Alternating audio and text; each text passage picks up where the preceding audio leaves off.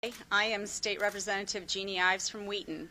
As state legislators, we come here to discuss the legislative response to the recent actions taken by the College of DuPage. The fury over yesterday's storm is no match for the fury over COD taxpayers in reaction to the board's decision to give Dr. Bruder an unreasonable severance package of more than $750,000. Over 400 residents, teachers, students, and taxpayers came together last Wednesday night for over 3 hours to speak against the board and the generous buyout of Dr. Bruder's contract. Many questions remain surrounding the board's sudden decision.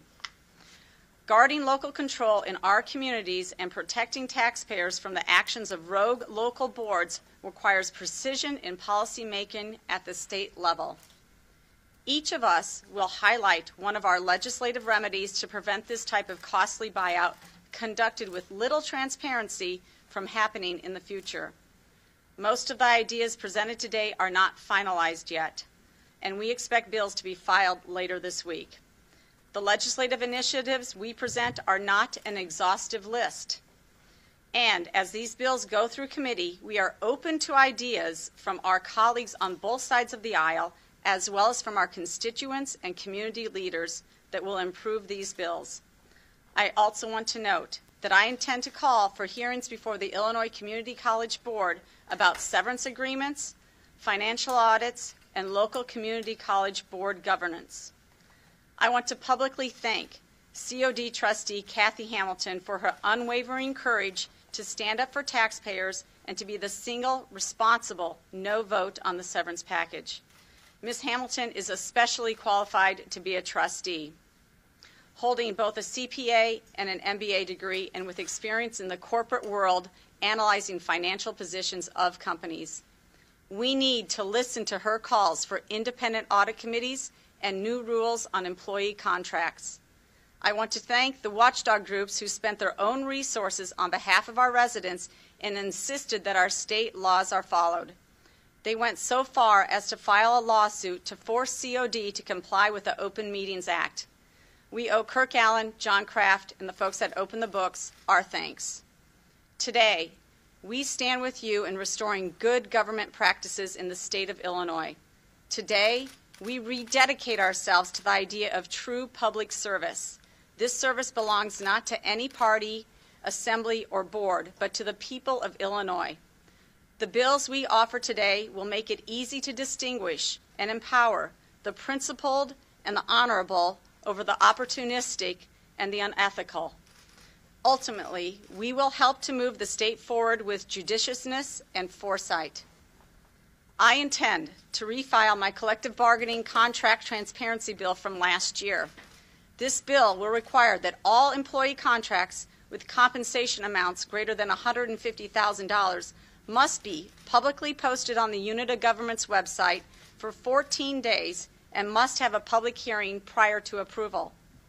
This bill includes union contracts where after substantial negotiation is done, but prior to ratification of the contract is also posted and a public hearing is held. In the case of COD, had this bill been in place, the public would have had ample time to view the contract, discuss it with the trustees prior to the vote, and, I believe, put enough scrutiny on the improprieties of the contract that alternatives would have been sought. I will now be followed by State Representative Mark Batinick. Thank you once again for coming. What happened at COD, unfortunately, probably isn't the first time something like it has happened, and it stems from having 7,000 units of government, where the next state is, I believe, Pennsylvania, with about 4,000 units of government.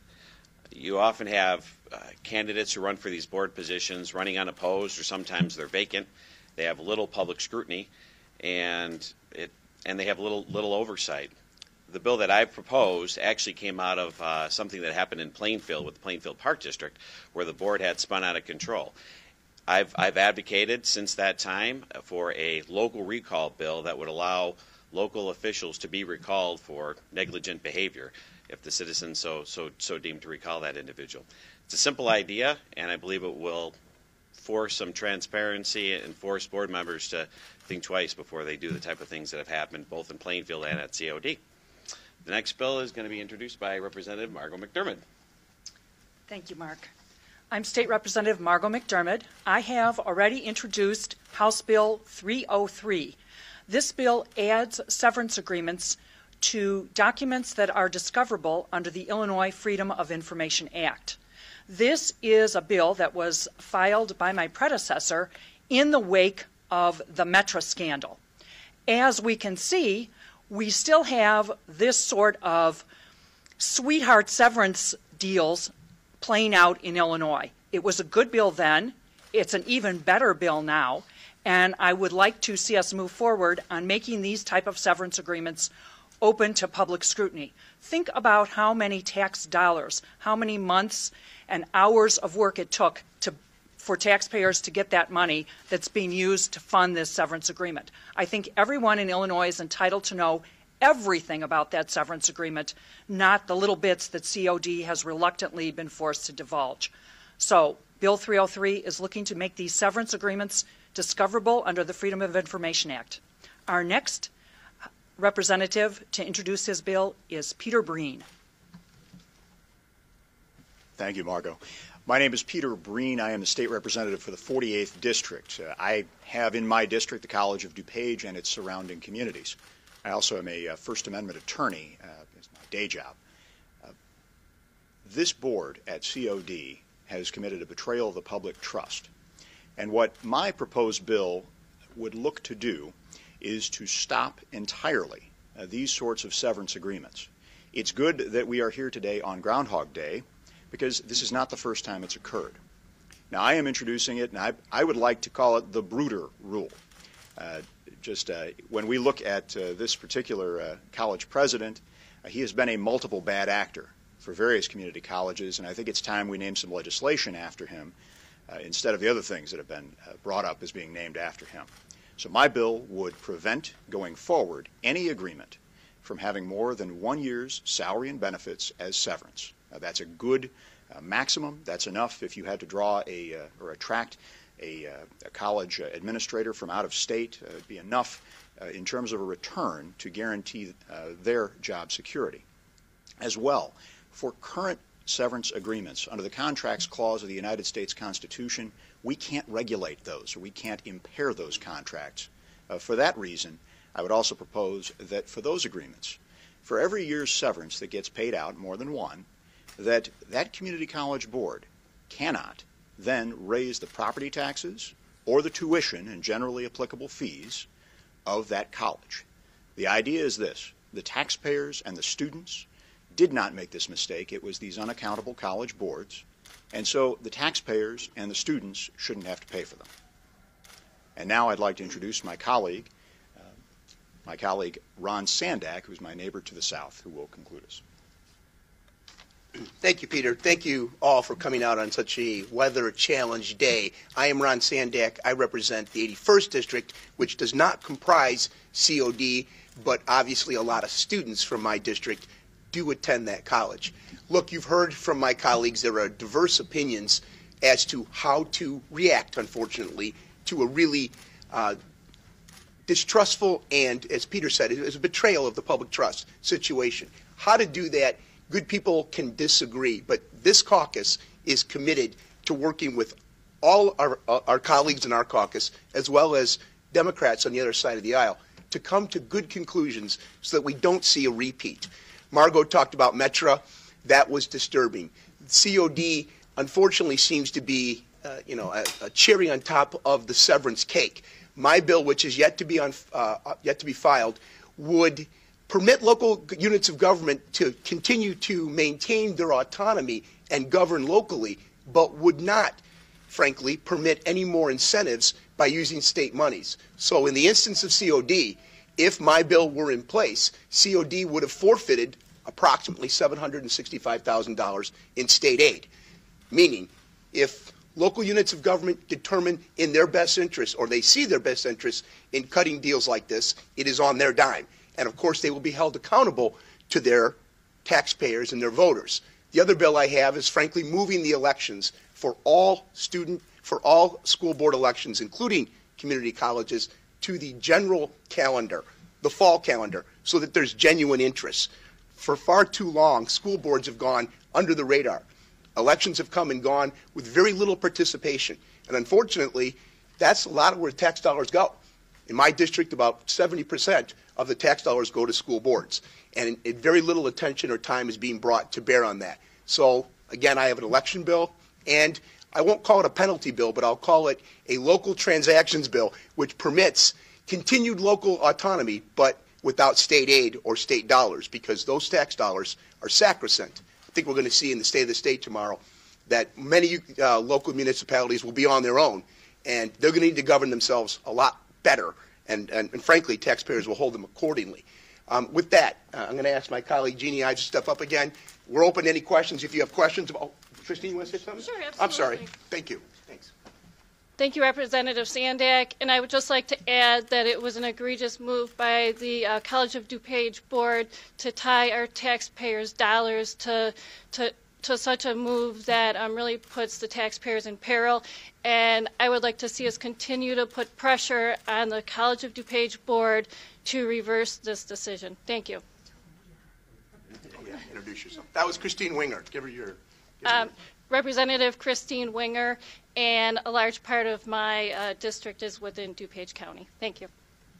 Steve Anderson just joined us as well. Come on. Do you want to say something real quick? Good morning, everyone. My name is Steve Anderson. I am the state rep for the 65th district, which covers Kane and McHenry counties. The large part of my district does not involve the College of DuPage. However, the outrage that my constituents felt resonated very directly with me. If you look at the amount of money that is being put forth towards the settlement, $762,000. Take a look at the average cost of the expense at COD for a tuition hour. It's $140. That equals approximately 5,900 hours of student tuition that's been wasted, in my opinion, in my constituents' opinion. This needs to be addressed. Thank you. Any questions? Obviously directed at any one of the members' bills or generally. Are any of you supporting a mass resignation of the College of DuPage Board as also I don't know that there's anyone who doesn't, other than Trustee Kathy Hamilton. Right. No, Trustee Hamilton has done the right thing here. She knew what was happening over a year ago, and it's taken this long for things to happen and come to fruition and the problems to be highlighted. So I commend her again for her actions and her diligence in bringing this forward. But the rest of the board really needs to go. And in fact, there were numerous public comment on Wednesday night asking the board to resign. And you had everybody from all political stripes there, Libertarian, Democrat, Republican, Conservative, Moderate. Everybody was there, all in agreement that they need to go, and Dr. Bruder should have been fired. What are you all going to do come budget time? I mean, you traditionally have to carry the water for COD. What are you going to do when they come down and ask for money? Well, I was asked that very question, and I'm not really inclined to listen to them with respect to any capital needs right now. I'm not really inclined to listen to them or their board right now until this is one person speaking, feel confident that the best interests of students, taxpayers, faculty, and not the executives at COD are being watched over. And frankly, I think they ought to attend to their business first before asking the state for any dollars. At least that's my attitude on that. I went to bat for COD when they came down last spring session and asked to get their share of veterans grants, which they're one of the community colleges that has not gotten a veterans grant for over 5 years from the state of Illinois. And they also have like the second largest veteran population there. So they had been not getting their fair share, so to speak. I went to bat for them on the House floor. And I told those trustees that night, Wednesday night, when I spoke before them, I said, you have diminished our credibility with our colleagues down there when you do contract buyouts like this, because they already think that we don't need the money, and now it makes it that much harder to get any money from the state when you do things like this. So I don't know where that's going to go, and I'll wait and hear from other people about it. To either Representative Sandack or Ives, should either the students at COD or the parents of students at COD be worried that this kind of action is going to take away from the college? In other words, that you're not going to give them what they may really need for their students. I mean, how can they prove what they're doing? Well, that's where it really gets difficult, because the taxpayers and the students and the parents are not the people that we want to punish. However, in many cases, those are the people that have elected this board and have not been watchful over it. But it is very difficult with this many units of government to watch what they're doing. The bad actors in this case are the board members who allow this to happen. I would also say that the bad actors in this case are some of the very senior administration people and quite frankly, their legal staff that put some of this stuff together. I mean, what were they thinking when they write contracts like this, quite frankly? So I don't think that they should be overly concerned. The one thing that all this pressure has done is that they intended to raise their property tax levy and they intended to raise student fees. Because of the pressure that started to be applied from June on with the watchdog groups, with Ms. Hamilton, with other folks, they held the levy flat and tuition flat for next year. So next year, they're sitting on $150 million of tax money. They have a large amount of reserves right now, an inordinate amount of reserves when you compare it to other units of government compared to their property tax levy. So I think that we'll be okay. I think we'll work through this, and we'll see what's to come. Any more comments? Yeah, I would just add, no one wants to be punitive to the students of COD. It's their parents, the faculty, or any of the innocent victims, including, frankly, most of all taxpayers. However, as Jeannie said, this board is sitting on an extraordinary amount of reserves, so they are not in any peril of financial wreck or otherwise. They're in very good shape. And indeed, the very instance that this contract demonstrates that they may be in too good a shape with respect to their taxing authority and how they've, frankly, collected tax dollars. And if you go to COD, it's an impressive place. It doesn't really look like a junior college, frankly, and it's a very expansive community college at that. So no one up here has anything, any ill will towards, frankly, anyone. We're shocked and saddened by the acts of a board, a renegade rogue board that certainly acted in contravention of its taxpayers and weren't listening at all. And the reforms that we all speak of, frankly, are good government reforms. And by the way, again, there may be other bills that come. Nothing will be punishing this college. It will be, frankly, helping this college and its long-term viability, because it will rebuild trust with taxpayers again. Go ahead, Peter. I mean, I would say, as someone who knocks on the doors of the constituents who live right next to COD, the college has not been a good neighbor as of late. And I would like to see us not punish the taxpayers and the students if possible. I mean, for every representative who represents any part of DuPage County, you either yourself have gone to COD, you have family members who are there now, friends who are there. I mean, this is a community treasure, and it has been tarnished by the actions of this board. I love some of the proposals that have been made by my colleagues about electoral reform. Up to this point, you've got a board that is being elected. It's unpaid. There are 600,000 registered voters who elect this board on an at-large basis. So who has an impetus to vote in these elections or to put forward candidates? Only people who have fiscal interests in the college. So moneyed interests are the only ones that have been interested in this college board up to this point. So changing some of those incentives to elect the board may be of help going forward. And again, we'd like the media's help in terms of shining light on the April election of that board. Representative Sandack, you mentioned we might be hearing something about local government in the state. What are you expecting to hear? I'm expecting to hear transformative stuff from this governor that may bear on this issue and others.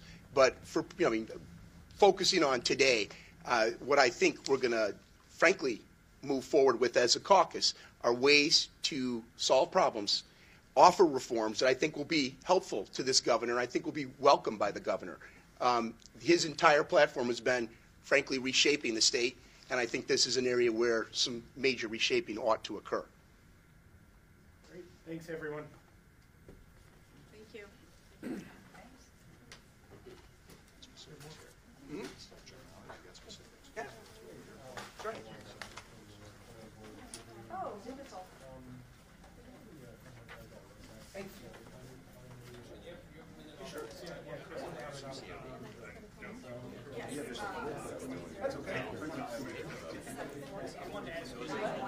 Not that I was, you know.